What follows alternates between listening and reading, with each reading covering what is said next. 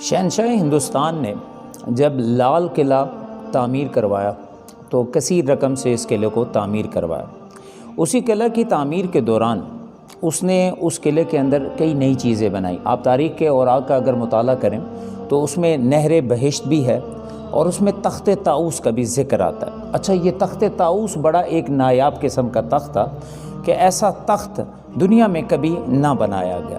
آپ اس تخت کا تھوڑا سا تعارف سنیں کہ تخت طاؤس کی تیاری میں 8 سے 10 من سونا صرف استعمال کیا گیا اور اسے مکمل طور پر مور یعنی پرندے کی شکل میں تیار کیا گیا۔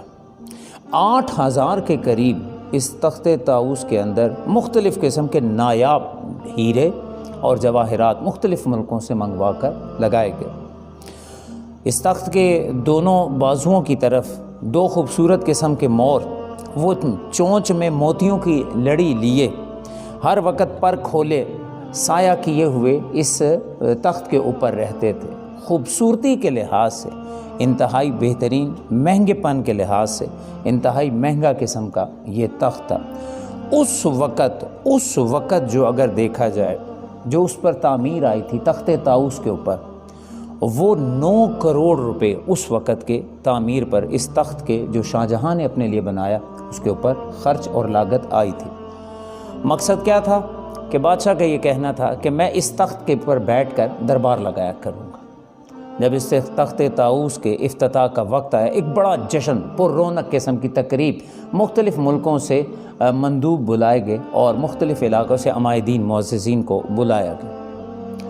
بادشاہ تخت کا افتتاح کرنے کے لیے جیسے ہی اس تخت کے اوپر تخت طاؤس پر گیا تو دنیا نے دیکھا بادشاہ نے ایک عجیب سی حرکت کی اور سب سوچ بھی نہیں سکتے تھے بادشاہ ایسا کرے گا۔ بادشاہ تخت پر گیا اور جاتے ساتھ اس نے منہ قبلہ رو کیا اور اس نے فوراً 2 رکعت نماز نفل پڑھ اور سجدے میں گر گیا اور سبحان ربی الاعلیٰ کی صدائیں بآواز بلند لگائیں۔ اس کے بعد ایسا ہوا کہ اس نے باقاعدہ طور پر افتتاح کیا اور اللہ کے نام سے جو ہے دربار لگایا۔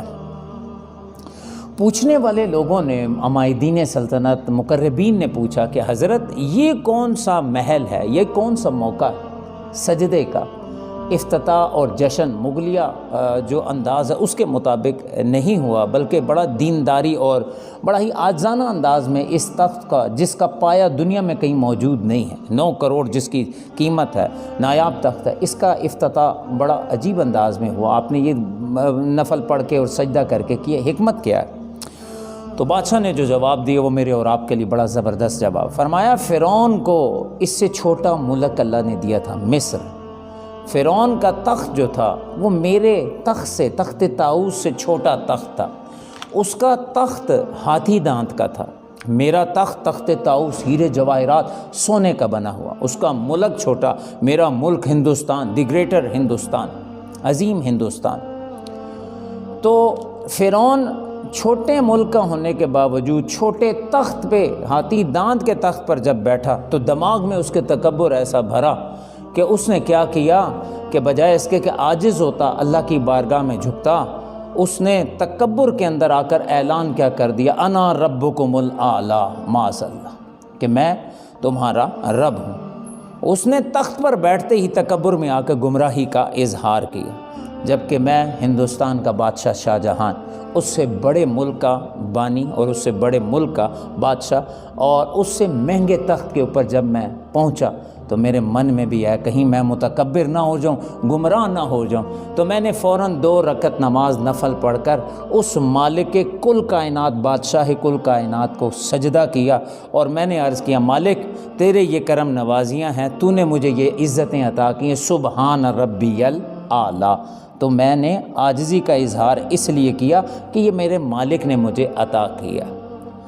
یہی مثال یہاں سے تھوڑا آگے لے کر چلتے ہیں۔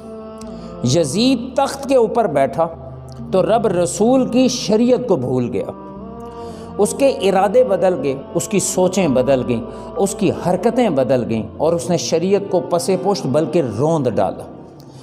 جبکہ امام علی مقام امام حسین رضی اللہ تعالیٰ عنہ سب کچھ لٹا کر بھی پاسبان شریعت بن گئے۔